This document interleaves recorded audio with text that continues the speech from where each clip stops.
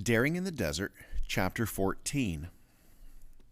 March arrived at last, and it was decided that Helen would go with Lilius on the missionary journey. And that's exactly what it was, a journey. They weren't tourists going to explore, and they certainly weren't holidaymakers going for a rest. This was a carefully planned expedition. Even before they had gone very far, however, their plans had to be changed. Having traveled as far as Biskra, Lilius and Helen had to abandon all thought of camping, for the rain fell solidly and there were no stars to be seen. It seemed that God was telling them to visit the town of Tugurt. "I know we decided to go around to the villages," Helen said. "But do you really think God means us to go to a town instead?" The two women prayed about it. When they prayed, they didn't just speak to God. They expected God to answer by showing them what they should do. And it certainly seemed that God was pointing them in the direction of Tugurt.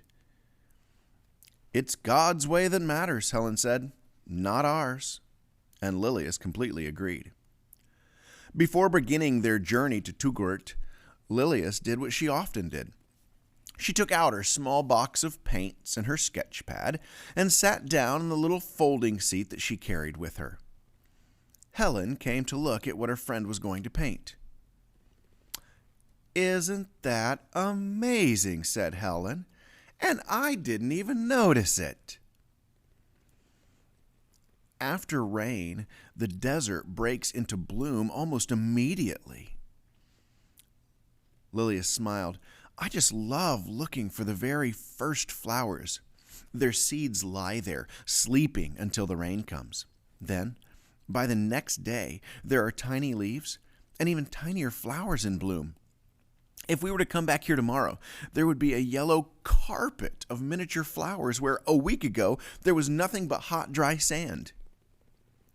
Helen watched her friend paint. It always amazed her how Lilius could have just a few little blocks of paint in her box, and from them mix whatever color she wanted. The tiny leaves in the desert plant were a peculiar shade of green, quite unlike English grass green. With just a few touches on her blocks of paint, Lilius had exactly the right color on her brush. "I don't know how she does that," thought Helen, "but I sure love watching it." First, Lilius painted the stems of the plant just in front of her seat, fine lines to guide the rest of the painting. Then she sketched the leaves, each one different from the other. Helen watched, fascinated, as her friend dried her brush and then used it to lift some of the wet paint away from the leaves to make parts of them lighter and others darker. She was even more interested as Lilius touched the light red block of paint with just the tip of her brush.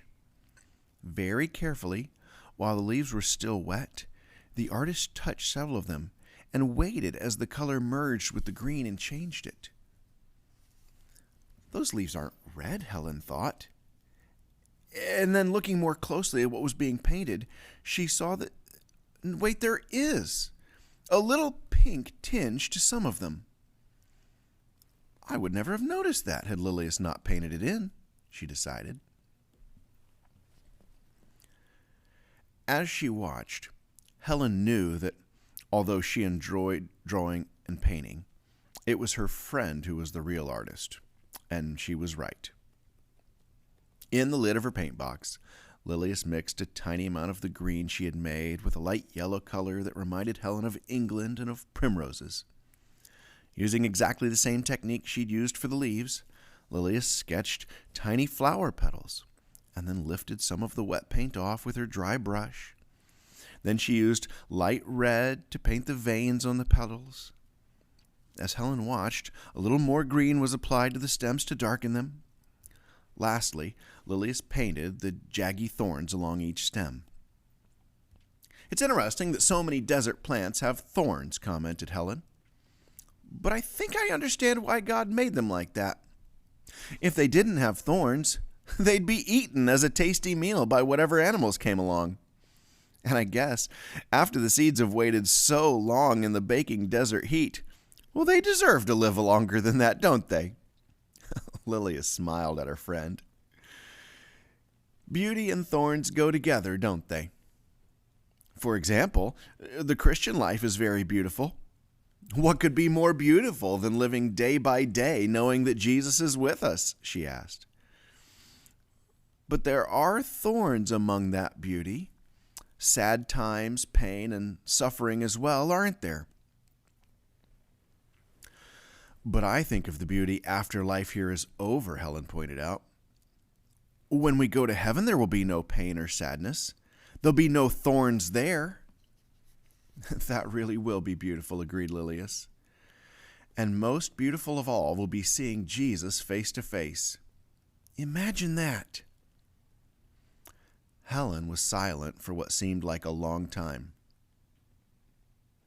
I can't, she decided. It's just too glorious even to begin to imagine. And much too beautiful even to begin to paint, said Lilius, washing her brushes and snapping her little paint box shut. The painting done and her art things packed away, it was time for Lilius and Helen to set out on the journey to Tugurt. That meant 4 days spent in a horse-drawn carriage. As they clip-clopped along the desert road, the women remembered their summer journeys to Europe in stagecoaches pulled by a team of horses. Oh, do you remember the places we used to stay? Asked Helen. The spotless, clean sheets on the beds, the polished silver. Lilius did remember, and the memory made her smile. Oh, I'm quite happy in an Algerian caravan, aren't you? Well, of course I am. The caravan, in which they stayed on the 3 nights of their journey, were small, rough rooms with no furniture. They were made especially for travelers who carried their bedding with them. Helen and Lilius were by then well-traveled and knew exactly what they needed.